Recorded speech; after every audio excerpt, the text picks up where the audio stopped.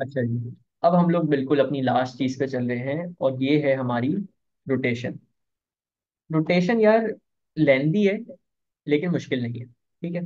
Rotation की construction मुश्किल है, जो मैं आप उससे करते हो ना कंपास वगैरह से, वो उसमें बच्चा फंसता है, क्योंकि उसमें अजीब ही अजीब मेथड्स हैं उसको सॉल्व करने के। लेकिन जो वैसे काम है ना, अदर देन कंस्ट्रक्शन वाले, वो आसान होते हैं। रोटेशन पे चलने से पहले सबसे पहले उसकी प्रॉपर्टी जानना जरूरी है, और वो यही कि रोटेशन में आपका जो शेप है उसका साइज चेंज नहीं होता। शेप भी सेम रहेगा, साइज भी सेम रहेगा। तो ये आपका क्या हो गया, रोटेशन की सबसे पहली प्रॉपर्टी। रोटेशन पे चलने से पहले हमें क्लॉकवाइज और एंटी क्लॉकवाइज का डिफरेंस मालूम होना बहुत जरूरी है। यार हमारे घर में जो घड़ियां होती हैं ना, वो इस डायरेक्शन में मूव करती हैं, ठीक है। वो हमेशा इस डायरेक्शन में मूव कर रही होती है। तो जो चीज आपके घर की घड़ी के हिसाब से डायरेक्शन में मूव कर रही हो, वो क्या कहलाती है, क्लॉकवाइज, ठीक है।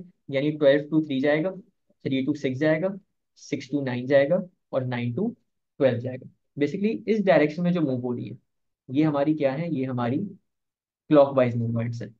3 to 6, 6 to 9, ये क्या है, ये हमारी क्लॉकवाइज है, ठीक है। और फिर एंटी क्लॉकवाइज क्या होता है कि हम इसके अगेंस्ट जाए। हम इंस्टेड के 12 to 3 जा रहे हो, हम 12 to 9 जा रहे हैं। 12 से 9 आना, 9 से 6 जाना, फिर 6 से 3 जाना, और 3 से 12 जाना। ये चीज जो होती है ये आपकी एंटी क्लॉकवाइज होती है। यानी हम घड़ी की डायरेक्शन के अगेंस्ट जा रहे हैं, ठीक है। सबसे पहली और सबसे इंपॉर्टेंट चीज, क्लॉकवाइज और एंटी क्लॉकवाइज का फर्क मालूम होना है। दूसरी चीज, यार अगर मैं इस तरह के चार क्वाड्रेंट्स बनाऊं, ठीक है, तो असल में होता क्या है, ये बियरिंग का छोटा सा कॉन्सेप्ट है लेकिन अभी जानना जरूरी है। लेट से ये हमारा एक प्लस का साइन बनाया है। आपका टॉप पे नॉर्थ होता है, राइट पे ईस्ट होता है, लेफ्ट पे वेस्ट होता है, और बॉटम पे साउथ होता है। यार अगर नॉर्थ से आप ईस्ट मूव करते हो ना, तो आपकी मूवमेंट जो होती है, आपकी मूवमेंट जो होती है वो 90 डिग्री क्लॉकवाइज होती है। क्लॉकवाइज को हम CW बोला करेंगे, ठीक है। अगर आप नॉर्थ से ईस्ट पे मूव कर रहे हो तो आपकी मूवमेंट जो है वो 90 डिग्री क्लॉकवाइज है। अच्छा, अगर ईस्ट से साउथ पे मूव कर रहे हो तो भी आपकी 90 डिग्री मूवमेंट होगी। 90 डिग्री क्या है, 90 डिग्री क्लॉकवाइज मूवमेंट है। अच्छा, फिर अगर साउथ से वेस्ट मूव कर रहे हो तो भी आपकी क्या मूवमेंट होगी, तो भी आपकी मूवमेंट 90 डिग्री क्लॉकवाइज होगी। और सेम थिंग अगर वेस्ट से नॉर्थ मूव कर रहे हो तो भी आपकी मूवमेंट 90 डिग्री क्लॉकवाइज होती है। आसान लफ्जों में, यहाँ पे आपका 90 डिग्री बनेगा, यहाँ पे आपका 90 डिग्री बनेगा, यहाँ पे आपका 90 डिग्री बनेगा, और यहाँ पे आपका 90 डिग्री बनेगा, ठीक है। अभी मैं इसको थोड़ा सा मुश्किल करके पढ़ा रहा हूँ, लेकिन आगे जब इसके तुम लोग क्वेश्चंस करोगे तो आसान हो जाएगा। तो गौर से सुनो। नॉर्थ से ईस्ट मूव करोगे, 90 डिग्री क्लॉकवाइज की मूवमेंट है। ईस्ट से साउथ मूव करोगे, 90 डिग्री क्लॉकवाइज वाइज की मूवमेंट है। साउथ से वेस्ट मूव करोगे, 90 डिग्री क्लॉकवाइज की मूवमेंट है, और वेस्ट से नॉर्थ मूव करोगे तो भी 90 डिग्री क्लॉकवाइज की मूवमेंट है। अच्छा, एक और चीज, अगर नॉर्थ से साउथ मूव कर रहे हो ना, तो आपकी 180 डिग्री की मूवमेंट होती है, ठीक है। क्योंकि ये इधर 90 की है, इधर 90 की है, 90 + 90 कितना हो गया, 180। आसान लफ्जों में एक चीज को पूरा अपसाइड डाउन फ्लिप कर दो ना, तो 180 डिग्री होता है। क्या मतलब है, यार अगर ये ए लिखा हुआ है, जगह कम पड़ गई है, इधर आओ। अगर ये ए लिखा हुआ है, ठीक है, इस ए को मैं यूं लिख दूं, ये पता है क्या किया है, ये मैंने 180 डिग्री इसको रोटेट किया है, ठीक है। अगर ए यूं लिखा हुआ है, बल्कि ए नहीं सी लिख लेता, चलो, ये सी लिखा हुआ है। अगर सी को मैं यूं लिख दूं, तो ये आपकी 180 डिग्री की मूवमेंट है। एक चीज अगर अपसाइड डाउन हो जाए ना पूरी, ये 180 डिग्री की मूवमेंट होती है। ए पहले सीधा लिखा हुआ है, तब उल्टा लिखा हुआ है। सी पहले सीधा लिखा हुआ था, तब उल्टा लिखा हुआ है। ये आपकी 180 डिग्री की मूवमेंट से प्रेजेंट कर रहा होता है। अच्छा, क्लॉकवाइज की तो बात करें, क्लॉकवाइज के साथ साथ एंटी क्लॉकवाइज का भी ना फर्क मालूम होना बहुत जरूरी है। देखो, अगर मैं नॉर्थ से वेस्ट मूव कर रहा हूँ, देखो गौर से सुनना, बहुत इंपॉर्टेंट चीज बता रहा हूँ, पेपर में काम आएगी। कलर ब्लू ले लेते हैं। अगर मैं नॉर्थ से वेस्ट मूव कर रहा हूँ तो मेरी 90 डिग्री, एक मिनट मैं मार्कर छोटा करूँ क्योंकि चीजें बहुत लिखनी है। अगर मैं नॉर्थ से वेस्ट मूव कर रहा हूँ तो 90 डिग्री एंटी क्लॉकवाइज मूवमेंट हो रही है, ठीक है। अच्छा, अब एक चीज होती है, अगर आपकी एंटी क्लॉकवाइज डायरेक्शन हो रही है ना, जैसे नॉर्थ से वेस्ट पे गए, हम इसको एक और तरीके से बोलते हैं। हम ये बोलते हैं कि इंस्टेड के हम ये बोले कि 90 डिग्री एंटी क्लॉकवाइज मूवमेंट है, आप इसको ये बोल दो कि 270 डिग्री क्लॉकवाइज की मूवमेंट है। मतलब क्या है, देखो गौर से सुनो। यार नॉर्थ से आप ईस्ट पे आए, 90 डिग्री क्लॉकवाइज आए। ईस्ट से साउथ पे गए, 90 डिग्री क्लॉकवाइज आए। साउथ से जब वेस्ट पे जाओगे तो फिर से 90 डिग्री क्लॉकवाइज आओगे ना। तो ये 90, ये 90 और ये 90 अगर प्लस कर दो ना, ये टोटल किसके बराबर होता है, 270 डिग्री के। तो आसान लफ्जों में, अगर आपके पास लिखा हुआ हो 270 डिग्री क्लॉकवाइज या आपके पास लिखा हुआ हो 90 डिग्री, एंड ये दोनों चीजें बिल्कुल सेम है। ठीक है, तो ये चीज होती है, ये हर चीज के साथ एप्लीकेबल है। आप अगर वेस्ट से साउथ भी जा रहे हो तो ये 90 डिग्री एंटी क्लॉकवाइज मूवमेंट होगी। और इसको आप ये भी कह सकते हो 270 डिग्री क्लॉकवाइज मूवमेंट है। अच्छा, फिर एक और पॉइंट ऑफ व्यू देते हैं इसको। यार अगर नॉर्थ से ईस्ट गए हो तो 90 डिग्री क्लॉकवाइज गए हो ना, हम इसको ये भी बोल सकते हैं कि ये आप 270 डिग्री एंटी क्लॉकवाइज गए हो। वजह क्या है यार, एंटी क्लॉकवाइज का क्या मतलब है, आप नॉर्थ से पहले वेस्ट पे आए, वेस्ट से साउथ पे आए, साउथ से ईस्ट पे आए। यानी पहले यहाँ पे 90 कवर किया होगा, फिर यहाँ पे 90 कवर किया होगा, फिर यहाँ पे 90 कवर किया होगा, तो ये कितना हो गया, 270 डिग्री।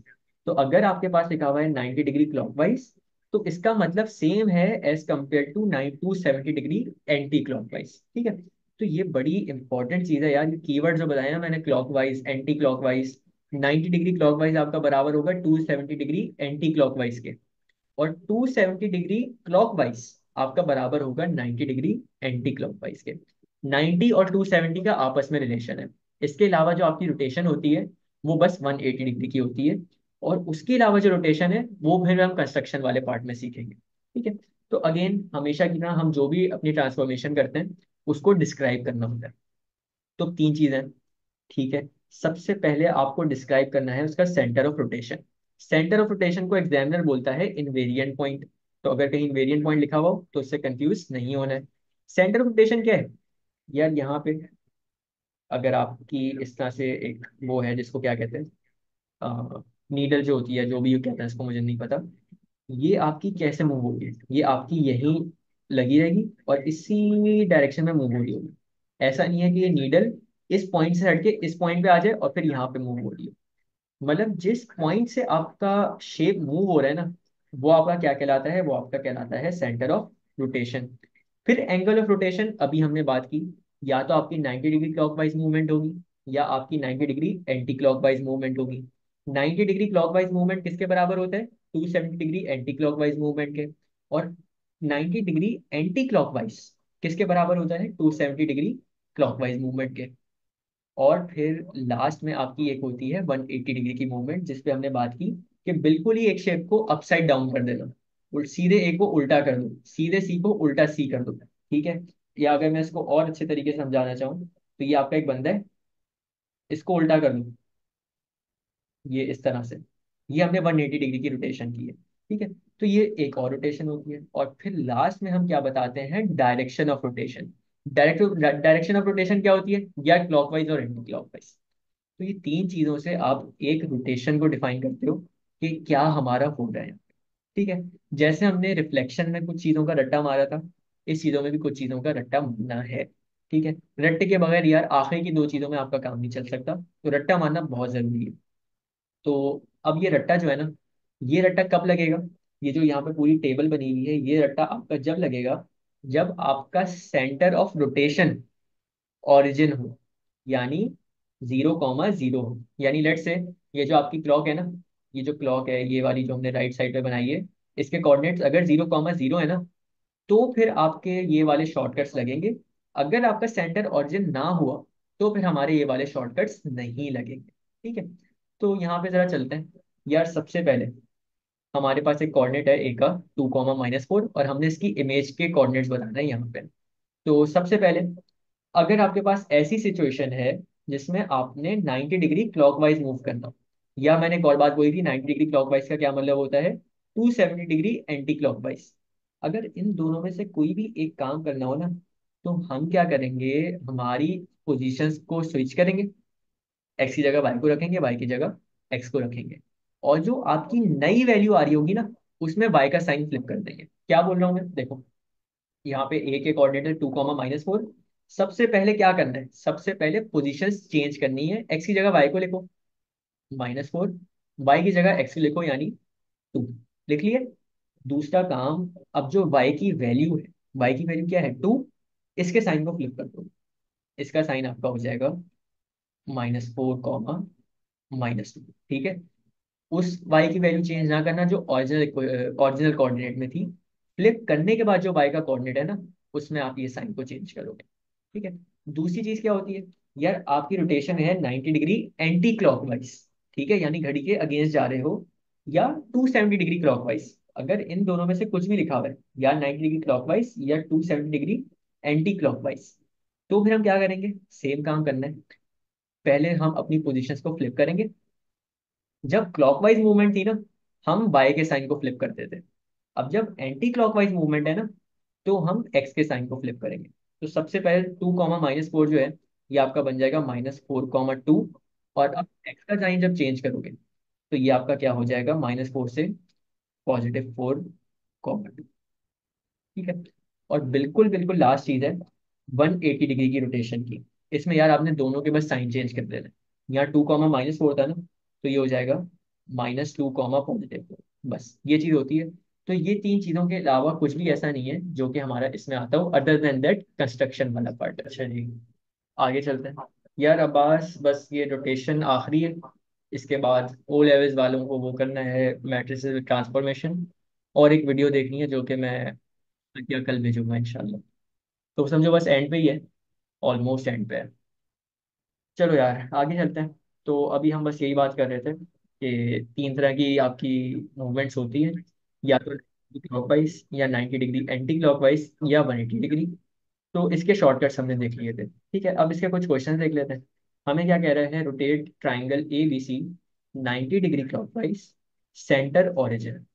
मैंने क्या बात बोली थी कि ये जो शॉर्टकट्स हैं, ये कब लगते हैं, जब आपका सेंटर, इसके अलावा आपके ये शॉर्टकट्स नहीं लगेंगे। तो यहाँ पे जो हमारा सेंटर है ना, सेंटर ऑफ रोटेशन, वो ठीक है, 90 डिग्री हमने इसको मूव करना है, और क्लॉकवाइज।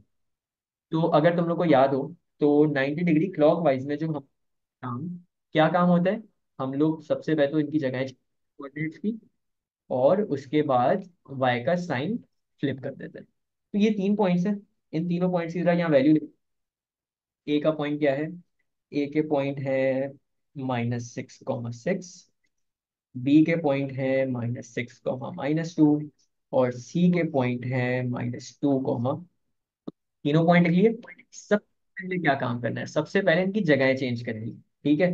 तो जहां -6 है वहां पे 6 आ जाएगा, जहां पे 6 है वहां पे -6 आ जाएगा। तो ये आपका बनेगा 6, -6। दूसरे में जब जगह चेंज करेंगे तो ये हो जाएगा -2, -6। और तीसरे में जब जगह चेंज करेंगे तो ये हो जाएगा 2, -2। ठीक है, जगह चेंज कर लिए। फिर किसका साइन चेंज करते हैं क्लॉकवाइज मूवमेंट में, क्लॉकवाइज मूवमेंट में हम y का साइन चेंज करते हैं। तो ये हो जाएगा 6, 6, फिर -2, 6, और फिर 2, 2। बस ये इतना सा काम है। जरा प्लॉट करने पे आते हैं। 6, 6 इधर आ गया, -2, 6 ये आपका इधर आएगा, -2, 6 इधर आएगा, ठीक है। और एक मिनट, मैंने कोई गलती तो नहीं कर दी है। -6, 6 ए का पॉइंट था, बी का पॉइंट -6, अरे हाँ ये गलती की है ना यार, डी का पॉइंट -6, 2 है। एक मिनट, ये गलत हो गया। और सी का पॉइंट भी -2, 2 है। बी के पॉइंट में मैंने गलती की थी, एक मिनट इसको जरा सही कर लो। तो बी का पॉइंट -6, 2 था। इसको जब चेंज करोगे, इसकी जगह चेंज करोगे, तो ये हो जाएगा 2, -6। और फिर हमारा साइन जब फ्लिप होगा तो ये बन जाएगा 2, 6। ये हमने गलती की थी। तो 6, 6 हम प्लॉट कर चुके हैं। 2, 6 हमारा इधर आ जाएगा, और 2, 2 हमारा इधर आ जाएगा। तो इन तीनों पॉइंट्स को हम लोगों ने एक ट्राइंगल के थ्रू जोड़ देना है,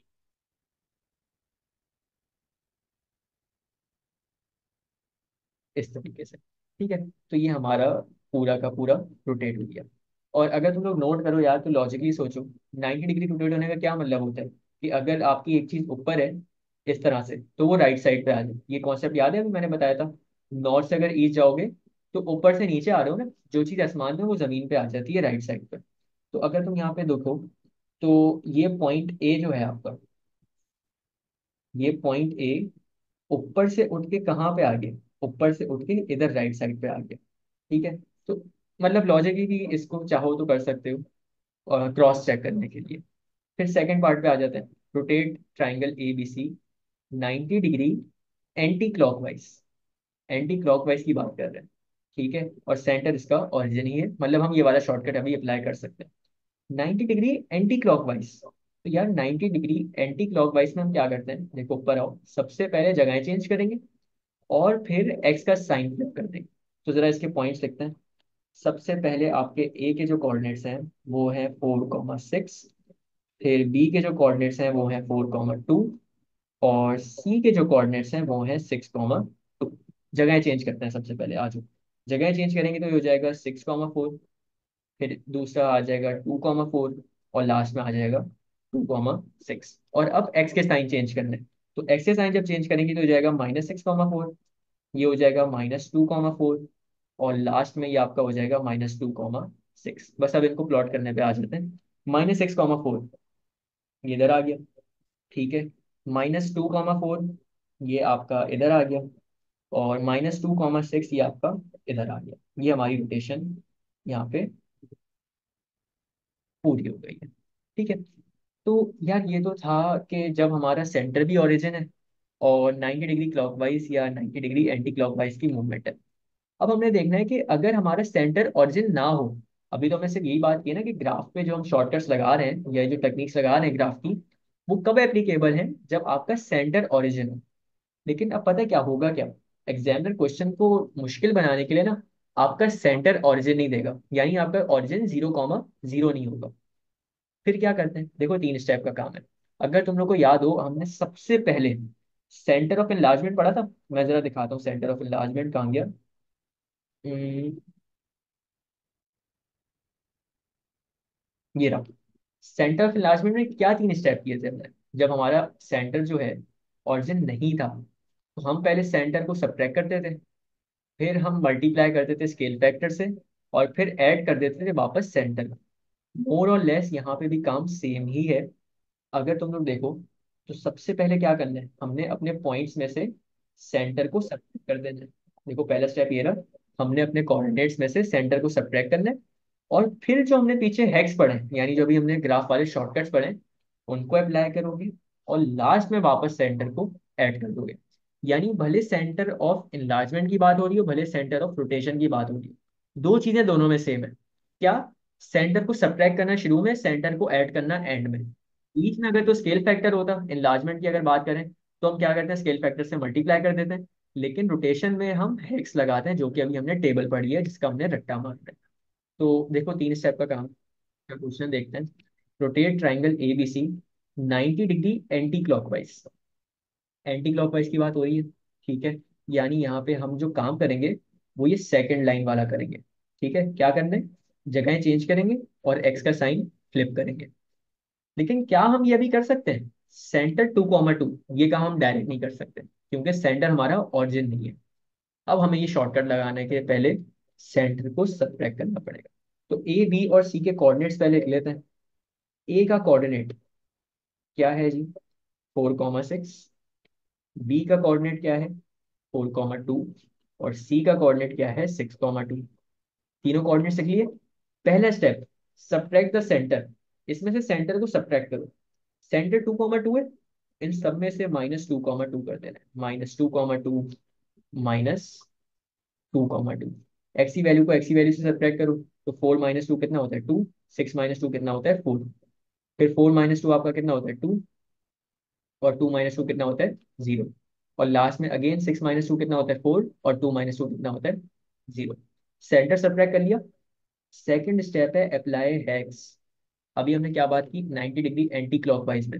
सबसे पहला काम क्या करते हैं, सबसे पहला काम हम इनकी जगह चेंज करेंगे और फिर एक्स की साइन फ्लिप कर देंगे।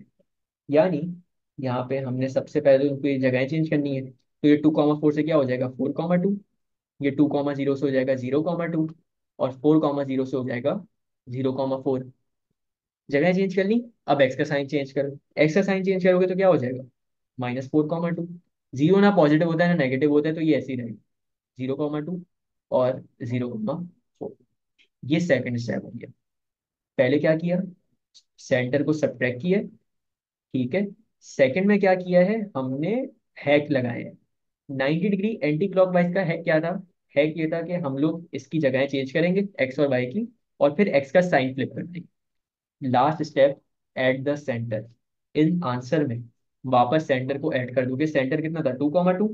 इन सब में ऐड कर दो 2,2, 2,2, 2,2, इन सब में ऐड कर दोगे तो ये आपका हो जाएगा -4 + 2 कितना होता है? -2। और 2 + 2 कितना होता है? 4। फिर इधर आ जाओ, 0 + 2 कितना होता है? 2। और 2 + 2 कितना होता है? 4। और लास्ट में 0 + 2 अगेन कितना हो जाएगा? 0 + 2 आपका हो जाएगा 4, सॉरी, 0 + 2 हो जाएगा 2, और 4 + 2 हो जाएगा 6। इन तीनों का प्लॉट करते रहे।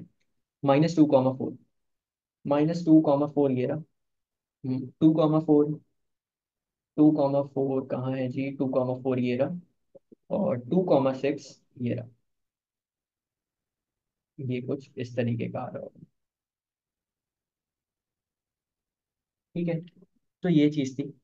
अब यार देखो, कॉन्सेप्चुअली तो हमने ट्रांसफॉर्मेशन पूरा खत्म कर लिया है, ठीक है। अदर देन दैट हमारा भी वो रहता है ट्रांसफॉर्मेशन विद मैट्रिसेस, वो लेवल्स वालों का है। लेकिन अब देखो एक और क्वेश्चन कर लेते हैं इसी तरह का सेम, क्योंकि नई चीज है, डायरेक्ट काम नहीं है, डिफरेंट डिफरेंट स्टेप्स करने हैं तब जाके तुम लोग का आंसर आता है। तो एक और क्वेश्चन कर लेते हैं और देख लेते हैं अगर इसमें किसी को कोई मसला वगैरह हो रहा है, और फिर आगे चलते हैं।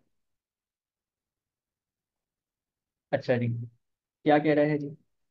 Rotate ABC 90 degree clockwise. एक काम करो, हमने क्लॉकवाइज एंटी क्लॉकवाइज बहुत देख ली, 180 डिग्री रोटेट कर देते हैं इस बार।